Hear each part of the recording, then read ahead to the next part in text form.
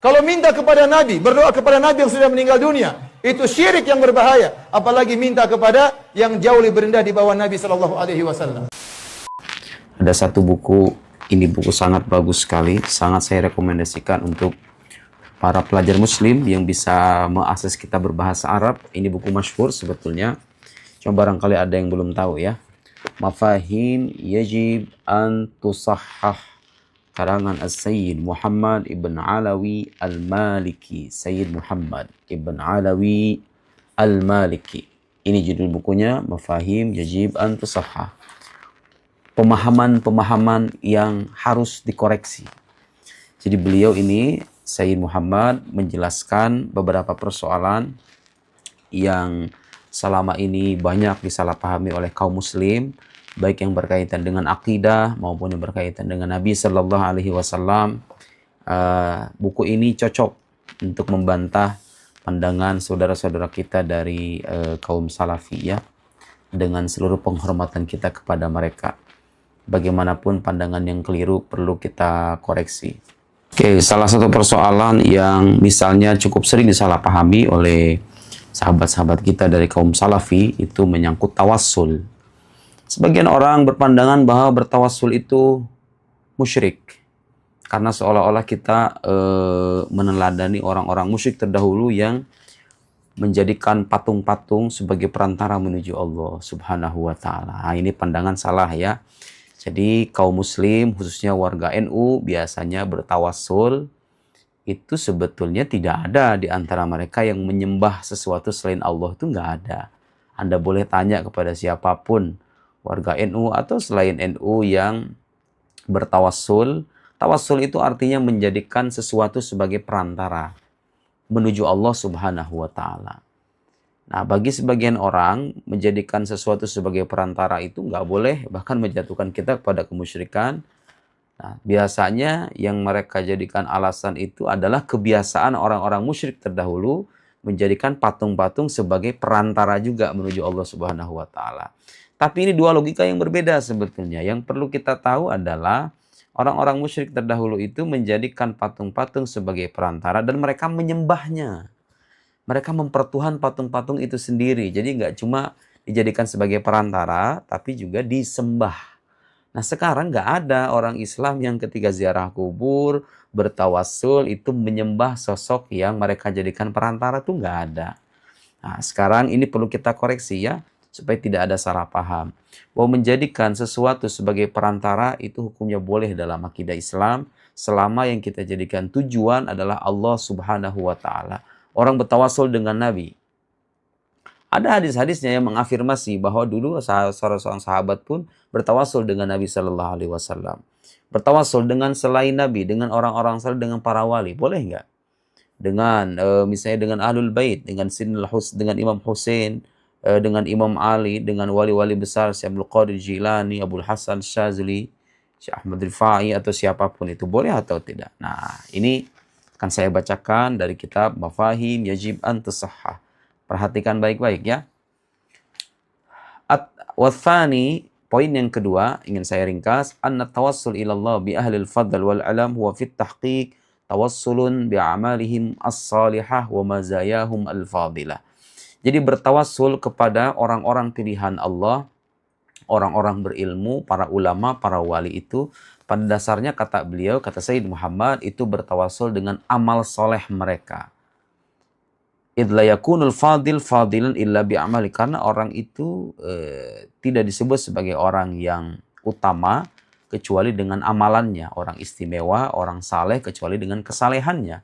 Fa'idha qalal qail, apabila seorang muslim berkata, Allahumma inni atawassalu ilaika bil alim al-fulani. Allah, ya Allah, aku bertawassul kepadamu dengan ulama fulan. Syekh Abdul Qadir Jilani misalnya. Fahuwa bi'atibar maqama bihi minal alam.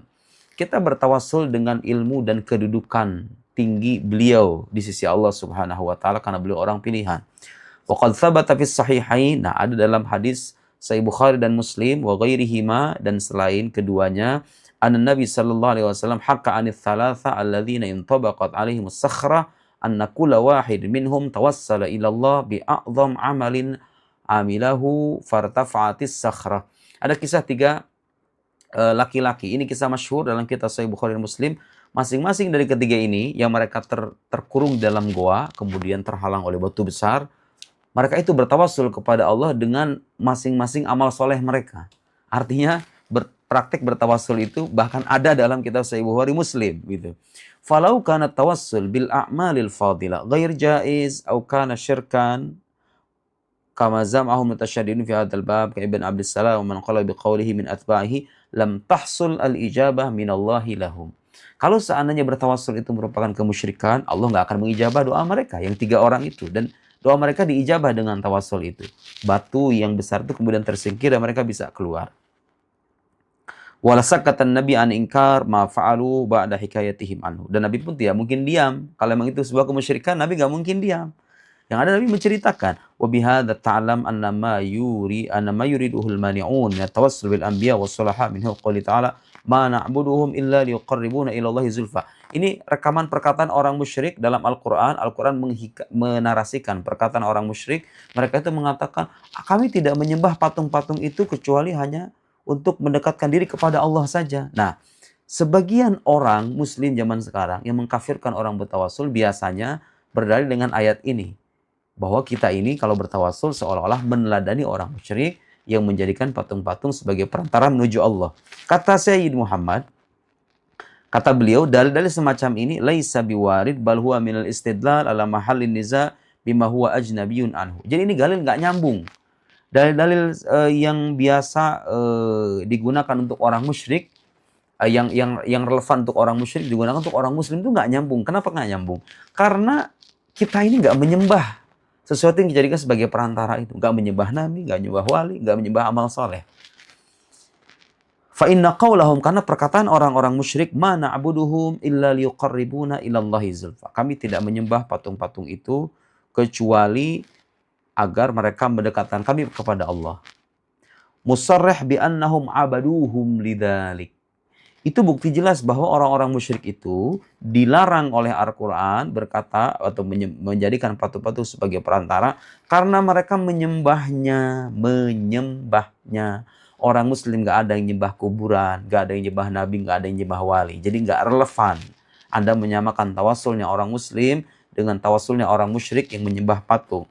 Wal mutawassil bil alim, dan orang yang bertawassul dengan seorang ulama, mathalan lam ya'budhu, tidak menyembahnya.